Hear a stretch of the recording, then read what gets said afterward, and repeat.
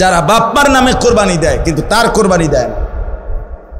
তো বলে বাপমার নামে কোরবানি দিত না, অবশ্যই দিব। বাপের যদি একটা লুঙ্গি লাগে, এর লাগে কি ফুতের লুঙ্গি কিনতো না? কথা কন না কেন?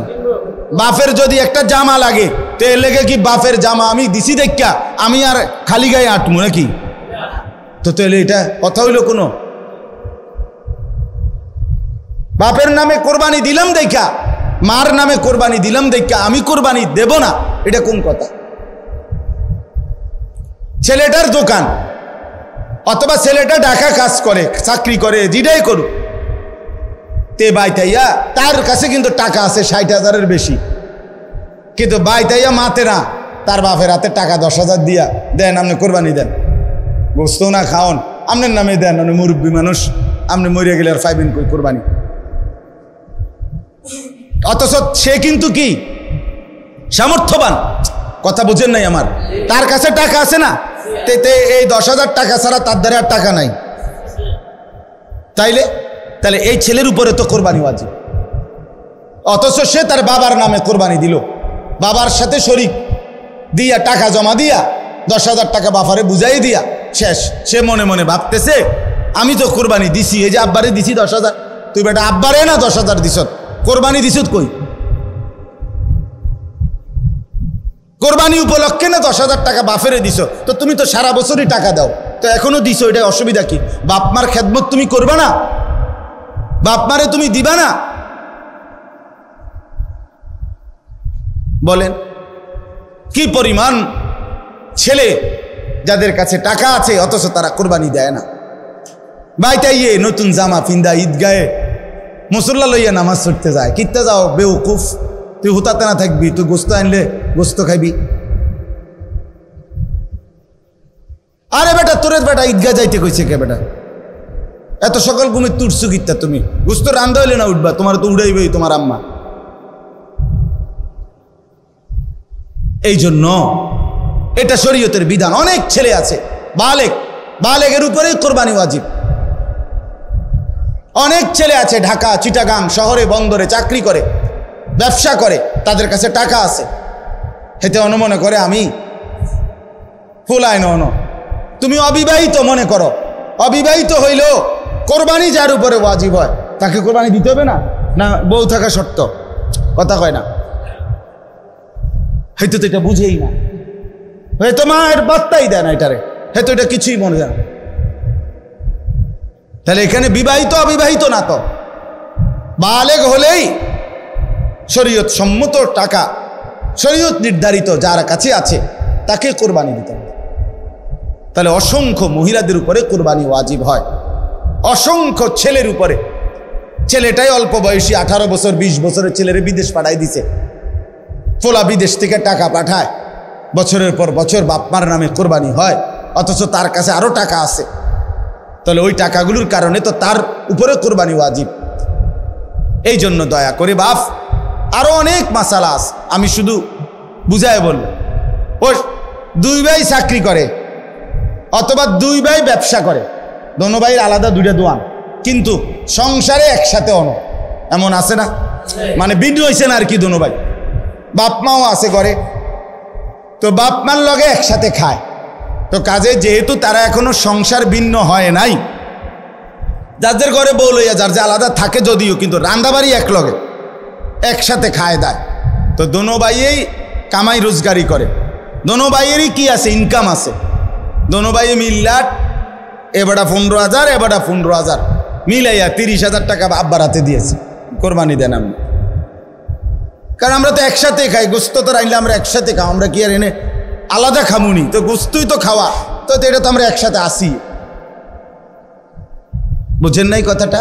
তো এবারে এই 30,000 টাকা দিয়ে কার নামে কোরবানি দিল? বাপের নামে। তো তোমরা যে দুজন সামর্থ্যবান, তোমাদের কোরবানি কই হলো? আমি আর আপনি কোনো দিন শেষ হবে না, কবরে যেতে হবে, হাসরে যেতে হবে, মিজানের সামনে দাঁড়াইতে হবে, ফুলসেরাত পার হইতে হবে, কাজে ক্যাসেট থাকবে না, ফিতা থাকবে না, মোবাইল থাকবে না, আমি থাইকা যাব।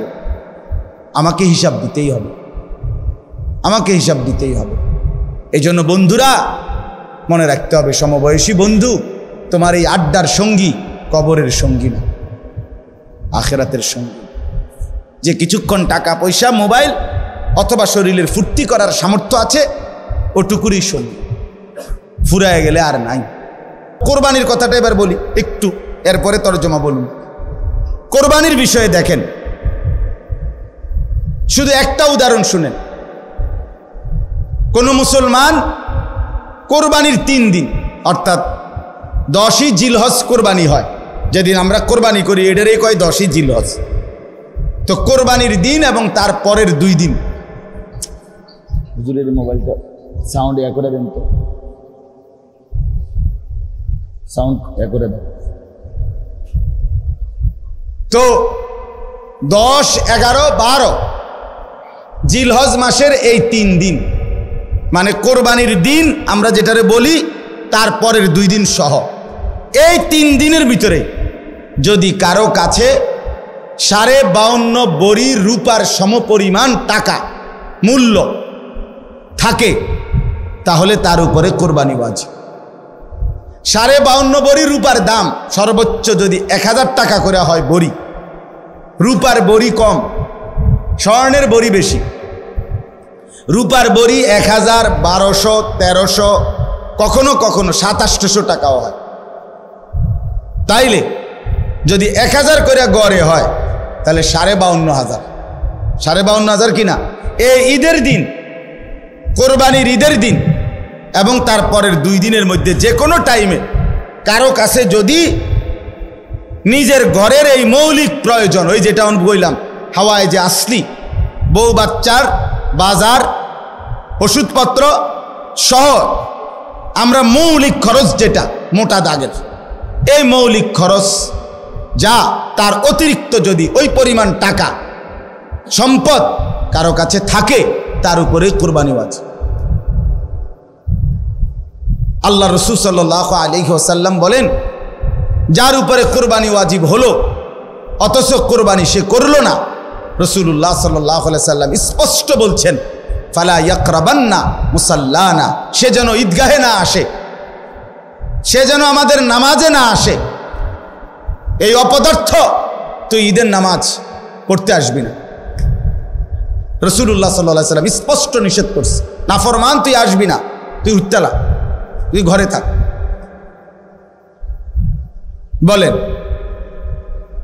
তাইলে জিলহজ মাসের এই 3 দিন, কোরবানির 3 দিন, মনে করেন আপনি গতকালকেও আপনার কাছে টাকা ছিল না, কিন্তু আজকে কোরবানির দিন বা তারপর দিন সকালবেলা আপনি একজনের থেকে 70,000 টাকা পাইতেন, এবারে আজকে দিছে টাকাটা, বাইতাইছে ঈদের উপলক্ষে এই টাকাটা আজকে দিছে। আর এই টাকাটা ছাড়াও আপনার ঘরের পরিবারের সংসারের যা প্রয়োজন তা চলবে, সমস্যা নাই। এই টাকাটা তো আমি ধরছি না হিসাব, এই আজকেই টাকাটা পাইছেন, আজকে তো আগামী এই 3 দিনের সন্ধ্যার আগে আগে আপনার জন্য কোরবানি ওয়াজিব।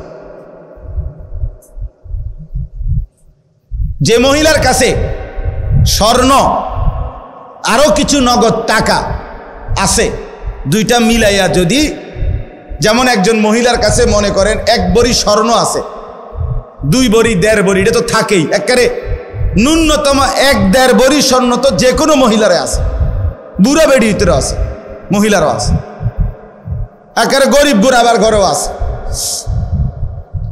সাথে যদি ওই 3 দিন এই মহিলার কাছে আলগা কিছু টাকাও আছে, 10,000, 5,000, 20,000, 15,000, উনার টাকা, এটি উনার মহিলার নিজের টাকা, স্বামী দিছে, নয়তো ছেলে দিছে, নয়তো বাপের বাড়ির থেকে দিছে, যেমনি হোক দিছে, এই স্বর্ণ আর ওই টাকাটা মিলাইয়া যদি 52,500 টাকার দামের চাইতে বেশি হয়, এই মহিলার উপরে কোরবানি ওয়াজিব, নিঃসন্দেহে ওয়াজিব।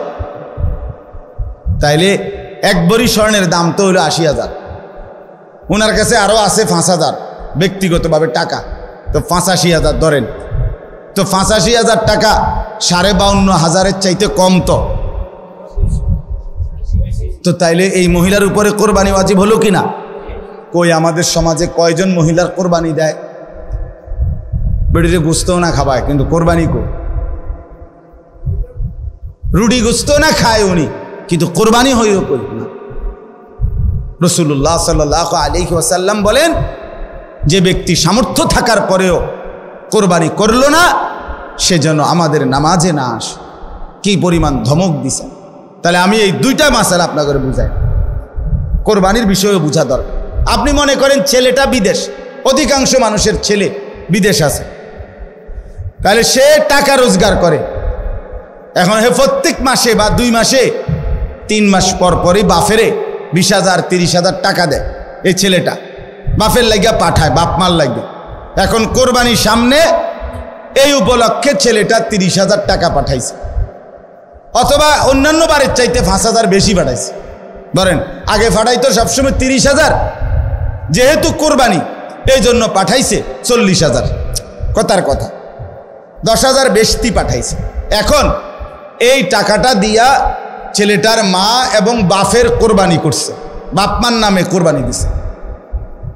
এখন ছেলেটা, তার কাছে তো টাকা আছে, তার তো এই শুধু 30,000 টাকা না, তার কাছে তো তার ব্যক্তিগত জমানো টাকা আছে।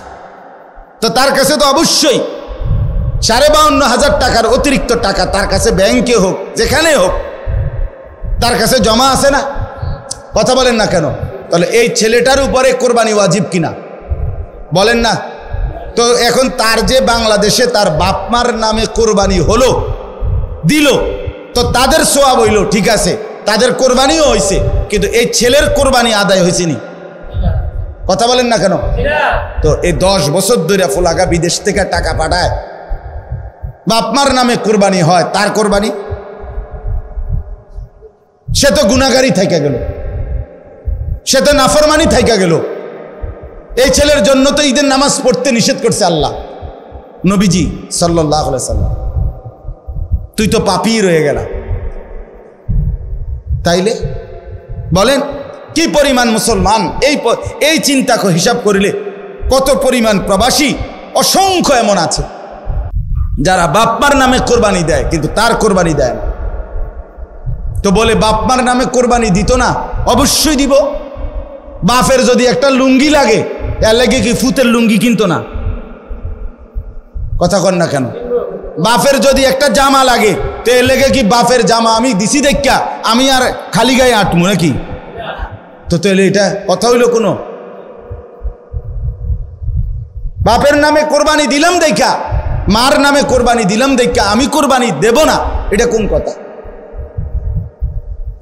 ছেলেটার দোকান অথবা ছেলেটা ঢাকা কাজ করে, চাকরি করে, যেটাই করুক, তে বাইতাইয়া তার কাছে কিন্তু টাকা আছে 60,000-এর বেশি, কিন্তু বাইতাইয়া মাতে না, তার বাপের হাতে টাকা 10,000 দিয়া দেন, আপনি কোরবানি দেন, গোস্ত না খাওন, আপনার নামে দেন, আপনি মুরব্বী মানুষ, আপনি মরিয়া গেলে আর পাইবেন কই কোরবানি?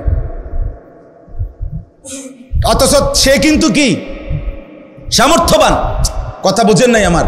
তার কাছে টাকা আছে না, এই 10,000 টাকা ছাড়া তার দ্বারা আর টাকা নাই। তাহলে এই ছেলের উপরে তো কোরবানি ওয়াজিব, অথচ সে তার বাবার নামে কোরবানি দিল, বাবার সাথে শরিক দিয়া টাকা জমা দিয়া 10,000 টাকা বাফারে বুঝাই দিয়া শেষ। সে মনে মনে ভাবতেছে আমি তো কোরবানি দিছি, এই যে আব্বারে দিছি 10,000, তুই বেটা আব্বারে না 10,000 দিস, কোরবানি দিস কই? কোরবানি উপলক্ষে না 10,000 টাকা বাফেরে দিছ, তো তুমি তো সারা বছরই টাকা দাও, তো এখনো দিছ, এটা অসুবিধা কি? বাপমার খেদমত তুমি করবা না? বাপমারে তুমি দিবা না? বলেন কি পরিমাণ ছেলে যাদের কাছে টাকা আছে অথচ তারা কোরবানি দেয় না। বাইতাইয়ে নতুন জামা পিন্দা ঈদগাহে মুসল্লা লইয়া নামাজ পড়তে যায়, কিত্তে যাও বেউকুফ, তুই হুতাতে না থাকবি, তুই গোস্ত আনলে গোস্ত খাইবি। আরে বেটা তোরে বেটা ঈদগাহ যাইতে কইছে কে বেটা? এত সকাল ঘুমে তুটছু কিত্তা? তুমি গোস্ত রান্ধা হইলে না উঠবা, তোমার তো উড়াইবেই তোমার আম্মা। এই জন্য এটা শরীয়তের বিধান। অনেক ছেলে আছে বালেগের উপরে কোরবানি ওয়াজিব। অনেক ছেলে আছে ঢাকা, চিটাগাং শহরে, বন্দরে চাকরি করে, ব্যবসা করে, তাদের কাছে টাকা আছে, হেতে মনে করে আমি ফুলায় ন। তুমি অবিবাহিত মনে করো, অবিবাহিত হইলেও কোরবানি যার উপরে ওয়াজিব হয় তাকে কোরবানি দিতে হবে না? না বউ থাকা শর্ত? কথা কয় না,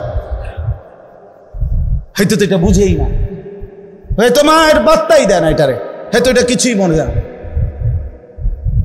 তাহলে এখানে বিবাহিত অবিবাহিত না তো, বালেগ হলেই শরীয়ত সম্মত টাকা, শরীয়ত নির্ধারিত যার কাছে আছে তাকে কোরবানি দিতে হবে। তাহলে অসংখ্য মহিলাদের উপরে কোরবানি ওয়াজিব হয়, অসংখ্য ছেলের উপরে। ছেলেটাই অল্প বয়সী 18 বছর 20 বছরের ছেলেরে বিদেশ পাঠাই দিছে, ফোলা বিদেশ থেকে টাকা পাঠায়, বছরের পর বছর বাপমার নামে কোরবানি হয়, অথচ তার কাছে আরো টাকা আছে। তাহলে ওই টাকাগুলোর কারণে তো তার উপরে কোরবানি ওয়াজিব। এই জন্য দয়া করে বাপ, আরো অনেক মাসালা আছে, আমি শুধু বুঝায় বলব। ও 2 ভাই চাকরি করে অথবা 2 ভাই ব্যবসা করে, দোনো ভাইয়ের আলাদা 2টা দোয়ান, কিন্তু সংসারে একসাথে অন, এমন আছে না? মানে ভিন্ন হয়েছে না আর কি, দোনো ভাই বাপ মাও আছে করে, তো বাপ মার লগে একসাথে খায়। তো কাজে যেহেতু তারা এখনো সংসার ভিন্ন হয় নাই, যাদের ঘরে বউ লইয়া যার যে আলাদা থাকে যদিও, কিন্তু রান্দাবাড়ি এক লগে একসাথে খায় দেয়। তো দোনো ভাইয়েই কামাই রোজগারি করে, দোনো ভাইয়েরই কি আছে, ইনকাম আছে। দোনো ভাই মিল্লাট, এবারটা 15,000 এবারটা 15,000 মিলাইয়া 30,000 টাকা আব্বার হাতে দিয়েছে, কোরবানি দেন আমি। কারণ আমরা তো একসাথে খাই, গোস্ত তো রাইলে আমরা একসাথে খাও, আমরা কি আর এনে আলাদা খামুনি? তো গোস্তই তো খাওয়া, তো এটা তো আমরা একসাথে আসি, বুঝেন নাই কথাটা? তো এবারে এই 30,000 টাকা দিয়ে কার নামে কোরবানি দিল? বাপের নামে। তো তোমরা যে দুজন সামর্থ্যবান, তোমাদের কোরবানি কই হলো? এই 2 জন, তোমরা যে দুজনের উপরে কোরবানি ওয়াজিব হলো, তোমাদের কাছে তো 60,000 টাকা বা তদুর্ধ টাকা আছে, তো এটা তোমাদের ওয়াজিব কই? এটা কি গোশত খানা? শুধু কোরবানি মানে গোশত খাওয়া? তো এরকম অগণিত মানুষ ভুল করছে। আচ্ছা, যদি বয়ের মাসালা কোনটা? মনে করেন 7 শরিকের কোরবানি, 6 শরিক আলগা হয়ে গেছে, আর এইখানে যে একটা শরিকের মধ্যে এরা 2 জন শরিক হয়েছে, এই 2 ভাই, কিন্তু দোনো ভাইয়ের উপরে কোরবানি ওয়াজিব। দোনো ভাইয়ের সামর্থ্যের কারণে, মানে দোনো জনের কাছে টাকা আছে আলাদা আলাদা, এখন কোরবানি ওয়াজিব হলে এনে 2 জনের, একজনের না 2 জনের, তো আগের আছে আলগা 6 শরিক মনে করেন, আর এরা 2 ভাই মিল্লা টাকা দিয়া 1 শরিক লইল। তো দেখতে না আপনার কাছে মনে হইলো কয় শরিক? 7 শরিক, কিন্তু কোরবানি ওয়াজিব ওয়ালা শরিক মূলত হয়েছে কয়জন? তো একজনের কোরবানিও হবে। ইন্না আউওয়ালা বাইতিন উদিআ লিন-নাসি লাল্লাযী বিবাক্কাতা, হজ এটা মূলত করা হয় কাবা ঘরকে কেন্দ্র করে। কাকে কেন্দ্র করে? তা আল্লাহ তাআলাকে যদি প্রশ্ন করেন, আল্লাহ কাবাকে কেন্দ্র করে হজ কেন করতে হবে? নামাজ বাড়িঘরে হয়, রোজা যে যেখানে আদায় হয়, জাকাত যে যেখানে আছে সেখান থেকে দিলেই হয়, তো হজে কি কি করতে হবে? আপনি আমার এটা কোনায় ব্যবস্থা করি, কথা বুঝছেন কি না? নামাজ জাকাত রোজা যেহেতু এখানেই পালন করতে পারি, হজের জন্য এখানে যাইতে হবে কেন? তো আল্লাহ তাআলা কাবা ঘরের কতগুলো বৈশিষ্ট্য আল্লাহ তাআলা এখানে বলছেন, বলার পরে বলছেন এই বৈশিষ্ট্যগুলোর কারণে আমি আমার এই ঘরকে কেন্দ্র করে হজ ফরজ করলাম। কি কি বৈশিষ্ট্য কাবার, যেটা আমনের বাড়িঘরে নাই, যেটা বাংলাদেশ চীন জাপানে নাই, যেটা মক্কার ওই কাবা ঘরে আছে, সেটা আর কোথাও নাই। ওই বৈশিষ্ট্যগুলো শুধু সেখানেই পাওয়া যায়, অতএব সেখানেই হজ করতে হবে। 1 নাম্বার, ইন্না আউওয়ালা বাইতিন, আল্লাহ বলে আমার এই গোটা জমিনের কায়নাতের মধ্যে ওই জায়গায় যে কাবা, এটাই জমিনের প্রথম ঘর, জমিনের প্রথম, এটা মর্যাদা, এটা কাবার বৈশিষ্ট্য, এটা প্রথম ঘর। এই পৃথিবীতে প্রথম মাটি তে আল্লাহ তাআলা এই গোটা পৃথিবীতে প্রথম যে ঘরটা বানিয়েছেন সেটা কাবা, এটা এটার বৈশিষ্ট্য। 2 নাম্বার, উদিআ লিন-নাস, এই ঘরটা আমি আল্লাহর পক্ষ থেকে বানানোই হয়েছে মানুষের জন্য। মানুষ সেখানে আসবে, আমার বান্দারা আসবে। এই জন্য আল্লাহ তাআলা কাবা বানাইয়া ইব্রাহিম আলাইহিস সালামের মাধ্যমে ইব্রাহিম নবীকে বলছে আযযিন ফিন্নাস বিল হজ, ইব্রাহিম তুমি মানুষদেরকে এই ঘরের উদ্দেশ্যে হজ করার জন্য ডাকো। তাহলে আল্লাহ বলেন আমি বানাইছি মানুষের জন্য, তো মানুষ যাবে না তো কে যাবে? আমার বান্দা আসবে না তো কে আসবে এখানে? তো এটা বানানোই হয়েছে ইমানদারের জন্য, এটা বানানোই হয়েছে মুমিনের জন্য, এটা বানানোই হয়েছে মুসলমানের জন্য। সুবহানাল্লাহ। 3 নাম্বার লাল্লাযী বিবাক্কা, আল্লাহ বলে কাবা শুধু কেবল এটা মক্কাতেই অবস্থিত। কোথায় অবস্থিত? কাজেই এত বাই এত, দৈর্ঘ্যে কত, প্রস্থে কত, সব কিছু একেবারে ইঞ্চি মিলাইয়াও যদি পৃথিবীর অন্য কোথাও কেউ এমন একটা ঘর করে এবং এভাবে কালো, যেই গিলাফটা কালো গিলাফ কাবা ঘরের মধ্যে লাগায়, এটা তো সৌদি আরবে কোম্পানিতে বানায়, একটা নির্দিষ্ট জায়গা আছে, ওরা সারা বছর এই গিলাফটা বানায়। তো এই গিলাফ এখানে একটা বানাইলে এটা এরকম 1000টা গিলাফ বানানো কি অসম্ভব? তো এটা জায়গায় জায়গায় এরকম একটা ঘর বানাইয়া গিলাফটা লাগাইয়া দিলেই তো হয়। আল্লাহ বলে না, হয় না। লাল্লাযী বিবাক্কা, এটা মক্কাতেই হতে হবে, এখানেই যেটা এটাই। এই জন্য ওই যে আব্রাহা বাদশাহ ইয়ামানে বানাইয়া কাবার মর্যাদা দিতে চাইছিল, মক্কার এক লোক গিয়া ওইখানে পেশাব পায়খানা করে দিয়েছে, যা তোর এটা বেশি দিলাম। এই কারণেই আব্রাহা বাদশাহ হাতি নিয়ে আসছিল কাবা ধ্বংস করছে। কথা বুঝছেন তো? এটা মক্কাতেই অবস্থিত। 4 নাম্বার মুবারাকান, আল্লাহ বলেন কাবা এই যে মক্কার, এটা বরকতের খাজানা, বরকতের খনি, বরকতের খনি। এটাতে আল্লাহর ঘর কাবাতে আসছে, আর বরকতে বরকতে আল্লাহ তাআলা তার জিন্দেগি ভরে দিয়েছে। 5 নাম্বার ওয়া হুদাল লিল আলামিন, এটা সারা বিশ্ববাসীর জন্য হেদায়েতের কেন্দ্র। সুবহানাল্লাহ। এখানে যে আসবে আল্লাহর জন্য, আল্লাহর রাজি খুশির জন্য, সে নিশ্চিত হেদায়েত পেয়ে যাবে, তার জিন্দেগি বদলাবে, তার পরিবর্তন হবে। এটা বৈশিষ্ট্য। 6 নাম্বার ফিহি আয়াতুম বাইয়িনাত, আল্লাহ বলে এই কাবার চারিদিকে অগণিত আল্লাহর কুদরতের নিদর্শন আছে। কাবার ঘর দেখলে আল্লাহর কুদরত, কাবার দরজা দেখলে আল্লাহর কুদরত, হাজরে আসওয়াদ পাথর দেখলে আল্লাহর কুদরত, হাতিমে কাবা দেখলে আল্লাহর কুদরত, মুলতাজিমের সামনে দাঁড়াইলে মুলতাজামের আল্লাহর কুদরত। এরপরে কাবা ঘরের ছাদের পানি যেই পড়ে মিজাবে রহমত, এটার দিকে তাকাইলে আল্লাহর কুদরত। হাজি সাহেবদের চেহারা, হাজি সাহেবদের এই ঘোরাফেরার দিকে তাকাইলে আল্লাহর কুদরত। তাওয়াফ দেখলে আল্লাহর কুদরত, সাফা মারওয়ায় আল্লাহর কুদরত। এখানে কদম কদম আল্লাহর কুদরতের নিদর্শনই নিদর্শন। আল্লাহকে যদি বলেন আল্লাহ আরো 2-1টা আমনে কন্যা, তা আল্লাহ বলে মাকামু ইব্রাহিম, এখানে একটা বড় সড়ো আমার কুদরত আছে, আসলেই দেখবা বান্দা, সেটা হচ্ছে ইব্রাহিম আলাইহিস সালামের স্মৃতি চিহ্নওয়ালা পাথর। ইব্রাহিম আলাইহিস সালাম আল্লাহর হুকুমে কাবা ঘর এই দেওয়াল যে সময় পাথর গাঁথতেছিলেন, দেওয়াল উঠাইতেছিলেন, তখন আল্লাহ তাআলা জিবরাইলের মাধ্যমে একটা পাথর পাঠাইছেন। এই পাথরটা ইব্রাহিম আলাইহিস সালামের পায়ের নিচে দিছে। ইব্রাহিম আলাইহিস সালাম এই পাথরের উপরে দাঁড়িয়ে কাবা ঘর নির্মাণ করছেন। আল্লাহ তাআলা স্বয়ংক্রিয়ভাবে ওই পাথরটাকেই লিফট বানায় দিয়েছেন। এটা ইব্রাহিম আলাইহিস সালামের প্রয়োজনে উপরে উঠতো, নিচে নামতো। তো এই পাথরটা আল্লাহকে বলছে, আল্লাহ আপনার বন্ধু আমার উপরে পাও দিয়া রাখছে, আমি পাথর যদিও শক্ত, কিন্তু আমার একটু মন চাইতেছে আপনি যদি আমার সুযোগ দেন, আমি একটু নরম হইয়া আপনার বন্ধুর পায়ের চিহ্নটা আমার মধ্যে নিয়ে নেই। তা আল্লাহ তা বলছে ঠিক আছে। তো পাথর নরম হইছে, ইব্রাহিম আলাইহিস সালামের 2 পাও পাথরের মধ্যে দাইবা গেছে, একবারে খাপে খাপ পায়ের চিহ্ন লাইগা গেছে।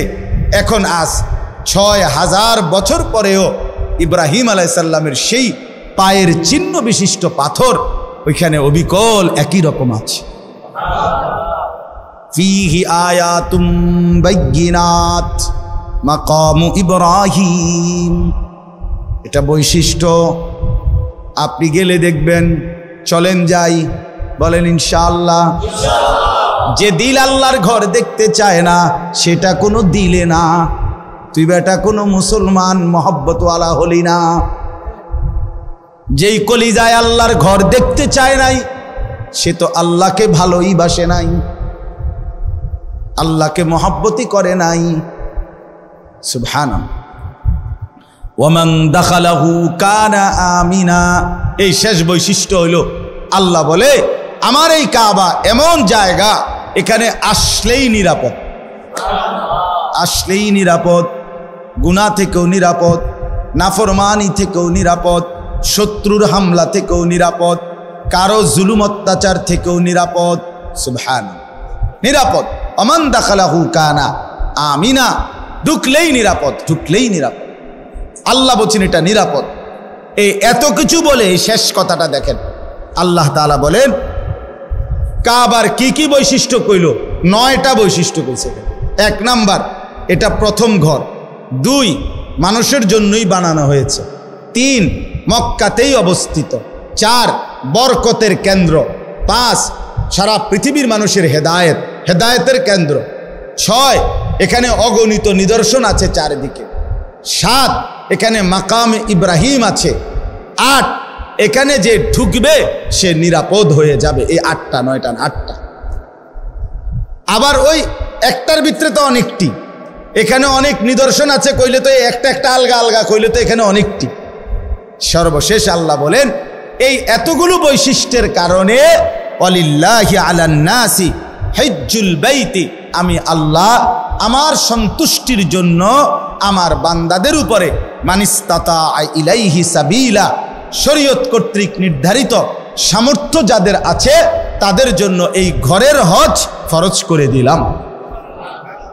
আল্লাহ এবার শেষ বলে, বান্দা শুনো, আমি এত বড় মর্যাদাপূর্ণ কাবা, এত বৈশিষ্ট্য বললাম, হজটাকে ফরজ করলাম। সামর্থ্য আমি দিলে তাইলে যাইতে কইছি, আমি যদি সামর্থ্য না দেই তাইলে যাওয়ার দরকার নাই। তাইলে আমি সব কিছু আমি দেওয়ার পরে, বলার পরেও যে অবজ্ঞা করবে, তুচ্ছ তাচ্ছিল্য করবে, খামখেয়ালি করবে, অমান কাফারা ফা ইন্নাল্লাহা গানিয়ুন আনিল আলামিন, আল্লাহ বলে কেউ যদি অস্বীকার করে, অবজ্ঞা করে, তাইলে আমি রব্বুল আলামিন সারা পৃথিবীও যদি আমার এই ঘরকে পাত্তা না দেয় আমার কোনো অসুবিধা নাই, আমি কারোই মুখাপেক্ষী না, বরং সবাই আমারই মুখাপেক্ষী। 16 কোটি মুসলমানও যদি হজ না করে আল্লাহর কিছুই যাবে না, আসবে না, ক্ষতিগ্রস্ত হবে আমরা। কথা বলেন না কেন? বাংলাদেশ থেকে যদি কেউ হজে না যায় তো কাবা ঘরের এক সাইড কাইতেই যাবো নাকি? তা আল্লাহর ঘরের মর্যাদা কমে যাবে না? আল্লাহর মর্যাদা কমে যাবে। কে ধরেন আমি না গেলে, আপনি না গেলে, হজ ফরজ হওয়ার পরেও তা আপনার আমার মরণ যদি ইহুদির মরণ হয়, খ্রিস্টানের মরণ হয়, তো কি হবে কবরে, কি হবে হাসরে, কি হবে আখেরাতে, কি হবে পরকালে?